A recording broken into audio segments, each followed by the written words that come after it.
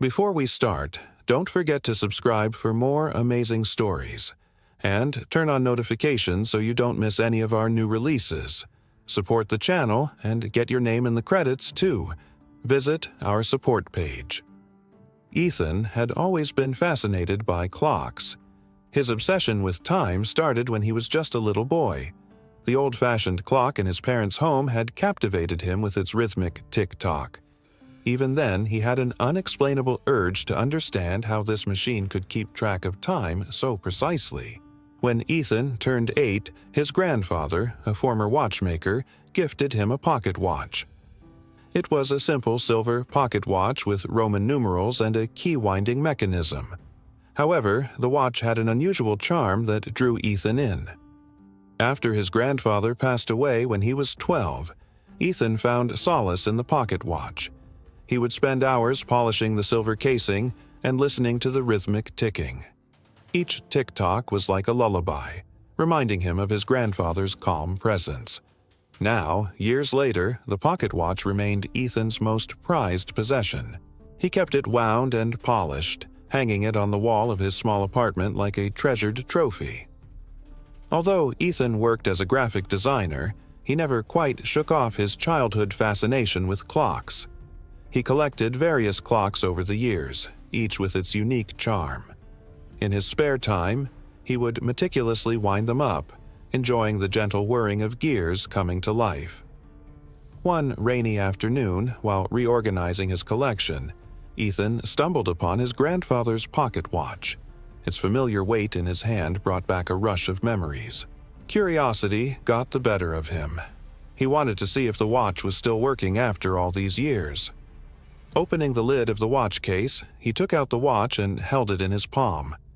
As he looked at the aged silver casing, a sudden surge of energy coursed through him. An idea struck him. What if he could somehow incorporate the design elements of his grandfather's pocket watch into his work? Intrigued, Ethan sat down at his desk, placing the watch in front of him. He opened his laptop and began sketching. Hours flew by as he experimented with various designs, trying to capture the essence of the pocket watch. At one point, he paused, staring at his sketches. They were good, but they lacked something. Ethan felt a surge of inspiration. Why not use the watch itself as a design element? So he set up his camera and placed the watch on a dark background. Adjusting the lighting, he snapped several photos, capturing the watch from different angles. Satisfied with his shots, he imported the images into his work program and started working. When his friend Maya came over later that evening, she was impressed by Ethan's new designs. She complimented him, but also noticed something peculiar. "You seem really fixated on that pocket watch," she said, raising an eyebrow. Ethan blushed slightly. "I just thought it was a nice design," he replied. But Maya wasn't convinced. She had known Ethan for years and sensed that there was more to his fascination with the pocket watch. "Are you sure?" she asked, her eyes twinkling with curiosity. Before Ethan could respond, his phone started ringing. He picked it up and his face drained of color. It was his landlord informing him that the building's electricity would be shut off for the next 24 hours due to an emergency repair. Disappointed, Ethan ended the call and sighed. His plans to finish his project tonight were ruined. But then an idea sparked in his mind. Instead of letting his work wait, why not finish it tomorrow? He glanced at his window where the sky was filled with stars. It was too late to start winding clocks, but he could enjoy the peace of the night and let his thoughts wander. So he lay down in bed, snuggled under his blanket, and closed his eyes. Hours passed, and suddenly a loud ticking noise startled him awake. Ethan sat up in bed and listened intently. The ticking seemed to be coming from his bedside table. Confused, he reached out and touched the surface. It was cold. Then he heard it again, louder this time. He turned on the bedside lamp and started searching. That's when he spotted something odd.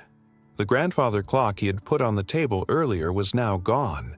In its place was his grandfather's pocket watch, which had miraculously started ticking after all these years.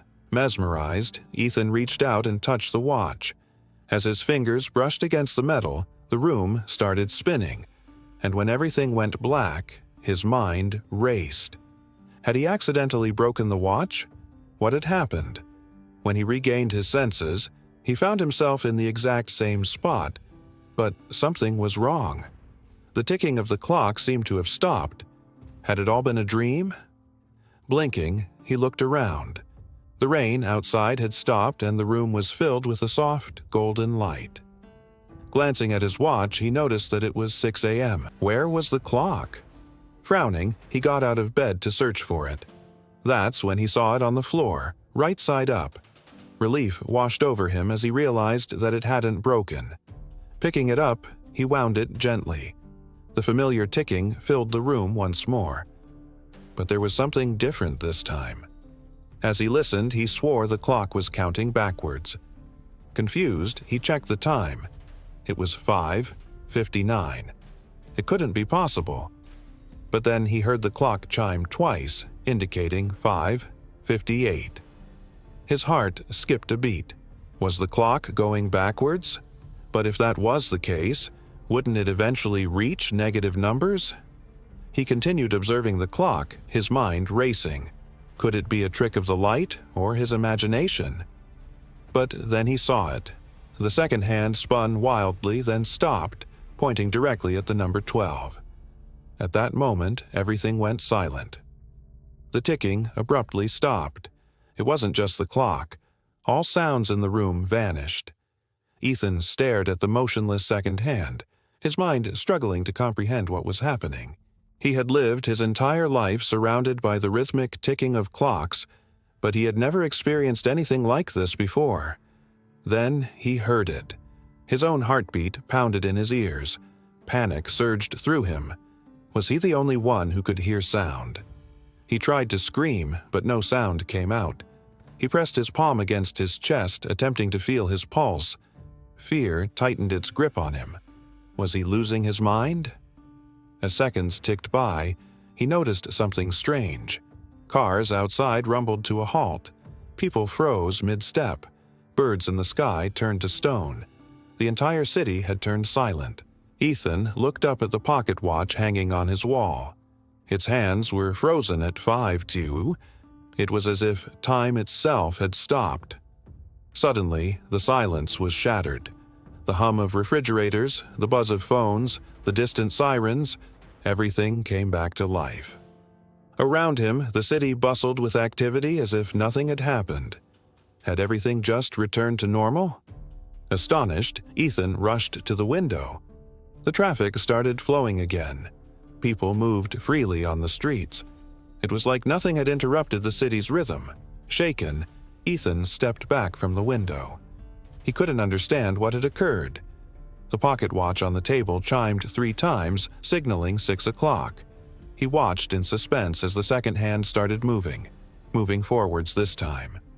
Struggling to process what he was witnessing, Ethan grabbed his phone and dialed his friend Maya.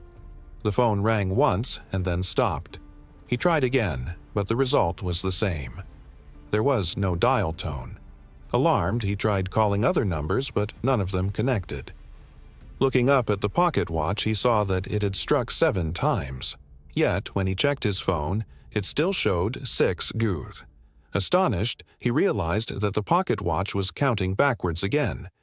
He stepped outside, hoping to find answers. As he walked through the silent streets, he realized something unsettling. The city was empty. There wasn't a single person anywhere. It was as if the entire population had vanished. Houses were abandoned, cars were left on the roads.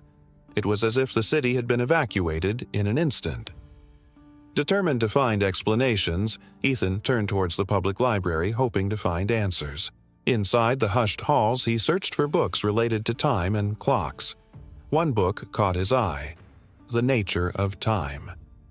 As he read through it, he came across theories about time being a human construct and a 4th dimension. The more he learned, the more confused he became. He couldn't grasp the concept of time as a 4th dimension. It sounded intriguing, but too abstract. Suddenly, a crumpled piece of paper lying on the library table caught his attention. It was a torn piece of a larger sheet with indecipherable writing. Squinting, Ethan tried to decipher the faded ink. The words 1537 Oakwood Avenue stood out. Realization dawned on him. He recognized that address. It was the location of the abandoned house he often passed on his way to the park. Curiosity piqued, he decided to pay it a visit.